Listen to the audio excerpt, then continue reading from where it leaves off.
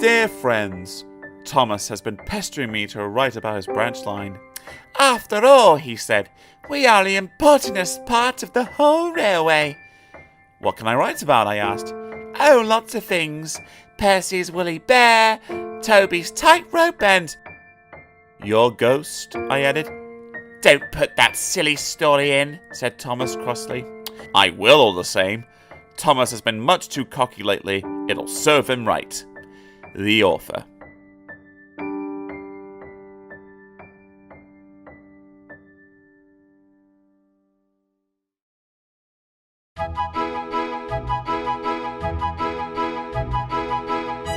The Railway Series.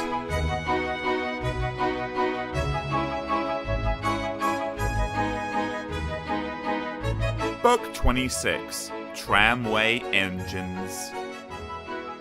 Story 1, Ghost Train.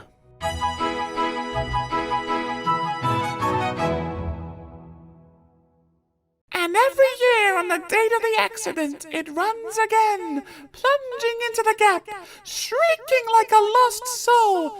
Percy, what are you talking about? The ghost train. Driver saw it last night. Where? Asked Thomas and Toby together. He didn't say, but it must have been on our line. He says ghost trains run as a warning to others. Oh, he went on, it makes my wheels wobble to think of it. Peh, said Thomas. You're just a silly little engine, Percy. I'm not scared. Thomas didn't believe in your ghost, said Percy next morning. His driver laughed. Neither do I. It was a pretend ghost on television. Percy was disappointed, but he was too busy all day with his stone trucks to think about ghosts. That evening, he came back light engine from the harbour. He liked running at night. He coasted along without effort, the rails humming cheerfully under his wheels, and signal lights changing to green at his approach. He always knew just where he was, even in the dark. Crow's Farm Crossing, he chanted happily. We shan't be long now. Sam had forgotten that Mr. Crow wanted a load of lime taken to 40-acre field. When he remembered it was nearly dark, he drove in a hurry, bumped over the crossing, and sank his cart's front wheels in mud at the field gate.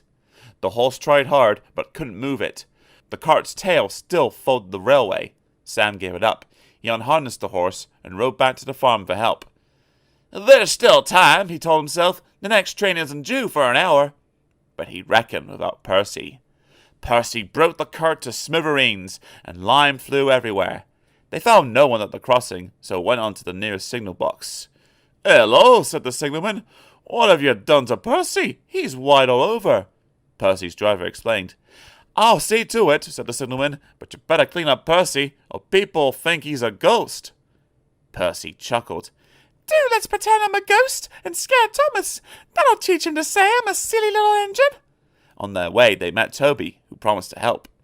Thomas was being oiled up for his evening train when Toby hurried in saying, Percy's had an accident. Poor engine, said Thomas. Botheration! That means I'll be late. They cleared the line for you, Toby went on, but there's something worse. Out with it, Toby, Thomas interrupted. I can't wait all evening.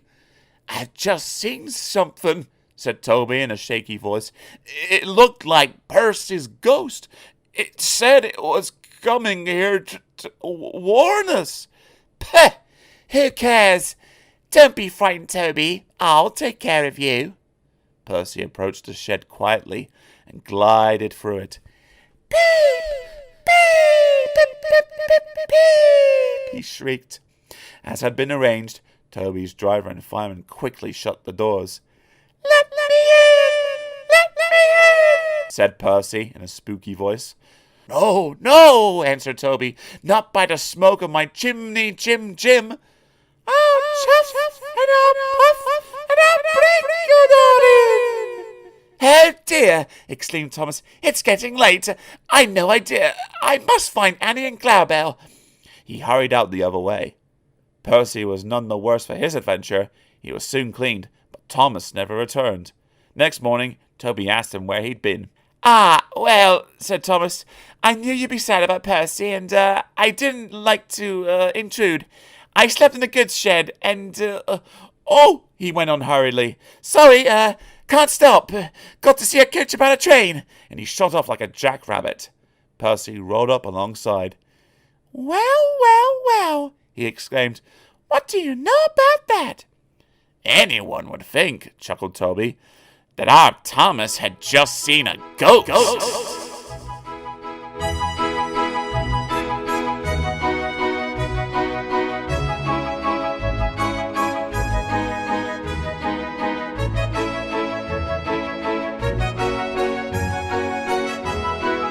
Story 2.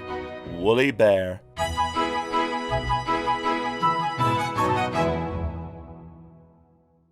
Gangers have been cutting the line-side grass and cocking it. The fat controller sells the hay to hill farmers who want winter feed for their stock. At this time of year, when Percy comes back from the harbour, he stops where they have been cutting. The men load up his empty wagons, and he pulls them to Ffarquhar. Toby then takes them to the hills. The farmers collect the hay from Toby's top station. When in the wagons, the hay is covered to prevent it blowing out, but on the line side, it is stacked in the open air to dry. "Wheesh!" Percy gave his ghostly whistle. "Don't be frightened, Thomas," he laughed. "It's only me." "Your ugly phiz is enough to frighten anyone," said Thomas crossly. "You're like—" "Ugly indeed! I'm a green caterpillar with red stripes," continued Thomas firmly. "You crawl like one too." "I don't. Who's been late every afternoon this week?" "It's the hay." "I can't help that," said Thomas. "Time's time, and the fat controller relies on me to keep it. I can't if you crawl in the hay till all hours." "Green caterpillar indeed," fumed Percy. "Everyone says I'm handsome, or at least nearly everyone. Anyway, my curves are better than Thomas's corners." He took his trucks to the harbour and spent the morning shunting. "Thomas says I'm always late," he grumbled. "I'm never late, or at least only a few minutes. What's that to Thomas? He can always catch up time further on." All the same, he and his driver decided to start home early. It was most unfortunate that, just before they did, a crate of treacle was upset over him. They wiped the worst off, but he was still sticky when he puffed away. The wind rose as they puffed along. Soon it was blowing a gale. "Look at that!" exclaimed his driver. The wind caught the piled hay, tossing it up and over the track. The gangers tried to clear it, but more always came. The line climbed here. "Take a run at it, Percy," his driver advised. So, whistling warningly, Percy gathered speed. But the hay made the rails slippery, and his wheels wouldn't grip. Time after time he stalled with spinning wheels, and had to wait till the line ahead was cleared before he could start again. The signalman climbed a telegraph pole. The station master paced the platform. Passengers fussed, and Thomas seethed impatiently. 10 minutes late. I warned him. Passengers will complain, and the fat controller—" The signalman shouted. The station master stood amazed. The passengers exclaimed and laughed as Percy approached.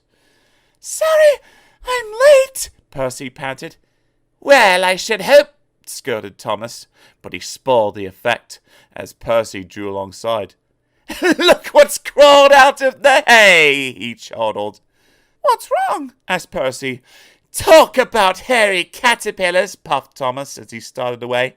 "It's worth being late to have seen you." When Percy got home, his driver showed him what he looked like in a mirror. "Bust my buffers!" exclaimed Percy. "No wonder they all laughed. I'm just like a woolly bear. Please clean me before Toby comes." But it was no good. Thomas told Toby all about it, and instead of talking about sensible things like playing ghosts, Thomas and Toby made jokes about woolly bear caterpillars and other creatures which crawled about in hay. They laughed a lot, but Percy thought they were really being very silly indeed.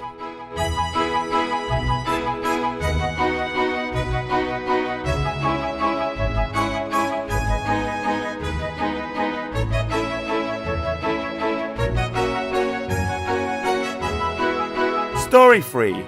Mavis.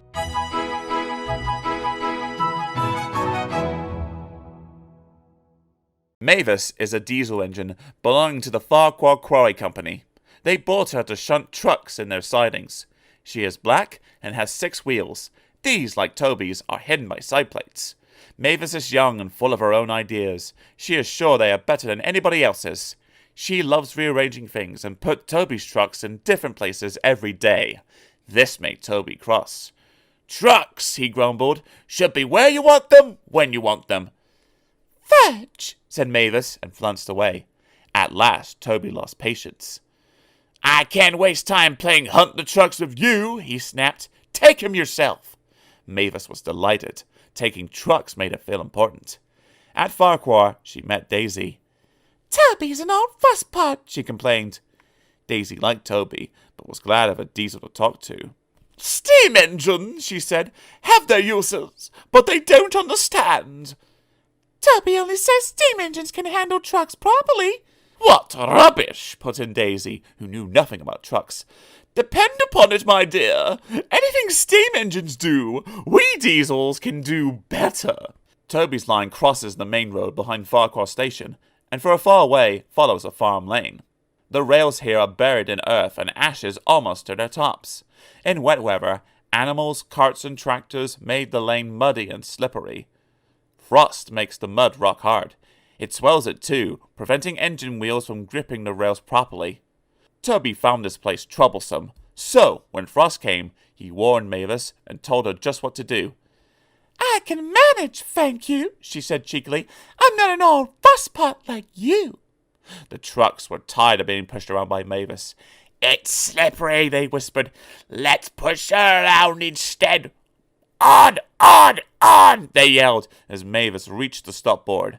But Mavis had heard about Percy and took no chances. She brought them carefully down to the lane and stopped at the level crossing. There, her second man halted the traffic while the guard unpinned the wagon brakes. "One in the headlamp for fusspot Toby," she chortled. She looked forward to having a good giggle about it with Daisy. But she never got her giggle. She was so sure she was right that she stopped in the wrong place. In frosty weather, Toby stops before the lane, and while some of his trucks are still on the slope, this ensures that they can't hold him back, and their weight helps him forward till his wheels can grip again. But Daisy had given the trucks the chance they wanted. "Hold back! Hold back!" they giggled. "Grip!" ordered Mavis. The trucks just laughed, and her wheels spun helplessly. She tried backing, but the same thing happened. They sanded the rails and tried to dig away the frozen mud, but only broke the spade. Cars and lorries tooted impatiently. Wailed Mavis in helpless fury. "I warned her," fumed Toby. "I told her just where to stop. I can manage," she said, "and call me an old fusspot." "She's young yet," soothed his driver, "and she can manage her trucks herself." "They're your trucks, really," his driver pointed out. "Mavis isn't supposed to come down here. If the fat controller—" "You wouldn't tell, would you?" "Of course not." "Well then, but," said his driver went on, "if we don't help clear the line, he'll soon know all about it, and so shall we." Yes," said Toby thoughtfully. An angry farmer was telling Mavis just what she could do with her train. Toby buffered up. "Having trouble, Mavis? I am surprised." "Croosh!" said Mavis. With much puffing and wheel slip, Toby pushed the trucks back. Mavis hardly helped at all. The hard work made Toby's fire burn fiercely. He then reversed, stopping at intervals while his firemen spread hot cinders to melt the frozen mud. "Goodbye," he called as he reached the crossing. "You'll manage now, I expect." Mavis didn't answer. She took the trucks to the sheds and scuttled home as quickly as she could.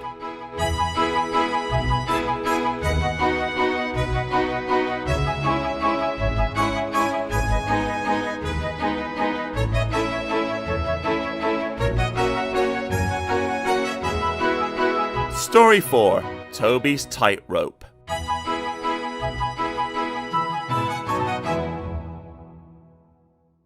The manager spoke to Mavis severely. "You are a very naughty engine. You have no business to go jaunting round Toby's line instead of doing your work up here." "It's not Toby," persisted Mavis. "He's a fusspot. Toby has forgotten more about trucks than you will ever know. You will put the trucks where he wants them and nowhere else." "But—" "There are no buts," said the manager sternly. "You will do as you're told, or else." Mavis stayed good for several days. Mavis soon got tired of being good. "Why shouldn't I go on Toby's line?" she grumbled. She started making plans. At the top station, the signing arrangements were awkward. To put trucks where Toby wanted them, Mavis had to go backwards and forwards, taking a few at a time. "If," she suggested to her driver, "we use the teeniest bit of Toby's line, we could save all this bother." Her driver, unsuspicious, spoke to the manager, who allowed them to go as far as the first level crossing. Mavis chuckled, but she kept it to herself. Frost hindered work in the quarry, but a fall made them busy again. More trucks than ever were needed. Some trains were so long that Mavis had to go beyond the level crossing. This gave her ideas, and a chance would go further down the line without it seeming her fault. "Can you keep a secret?" she asked the trucks. Yes, they chattered. "Will you bump me at the level crossing and tell no one I asked you?" The trucks were delighted and promised. It was unfortunate that Toby should have arrived while Mavis was elsewhere, and decided to shunt them himself. They reached the level crossing, and Toby's brakes came on. This was the signal for the trucks. "On! On! On!" they yelled, giving him a fearful bump. His driver and fireman, taken unawares, were knocked over in the cab, and before they could pick themselves up, Toby was away, with the truck screaming and yelling behind him. What none of them realized was that with the warmer weather, melted snow from the mountains had turned a quiet stream into a raging torrent, and that the supports of the bridge they were approaching had already been undermined. Toby and his crew saw it together. The bridge vanished before their eyes, leaving rails like tightrope stretched across the gap. "Beep, beep, beep!" whistled Toby. His driver, still dazed, fought for control. Shut regulator, reverser hard over, full steam against the trucks. "Hold them, boy! Hold them! It's up to you!" Nearer and nearer they came. Toby whistled despairingly. Though their speed was reduced, braking was still risky, but it was all or nothing now. The driver braked hard. Toby went into a squealing slide, groaned fearfully, and stopped, still on the rails, but with his wheels treading the tightrope over the abyss. Mavis was horrified. She brought some men who anchored Toby with ropes, while she pulled the trucks away. Then she ran to the rescue. "Hold on, Toby," she tooted. "I'm coming." Ropes were fastened between the two engines. Toby still had steam and was able to help, so he was soon safe on firm track and saying thank you to Mavis. "I'm sorry about the trucks," said Mavis. "I can't think how you managed to stop them in time." "Oh well," said Toby. "My drivers told me about circus people who walk tightropes, but I just didn't fancy doing it myself." The Fat Controller thanked the manager and his men for rescuing Toby from his tightrope. "A very smart piece of work," he said. "Mavis did well too, I hear." Mavis looked ashamed. "It was my fault about those trucks, sir," she faltered. "I didn't know, but if I could—" "Could what?" smiled the Fat Controller. "Come down the line sometime, sir. Toby says he'll show me how to go on." "Certainly, if your manager agrees." And so it was arranged. Mavis is now a welcome visitor at Farquhar Shed. She is still young and still makes mistakes, but she is never too proud to ask Toby, and Toby always helps her to put things right.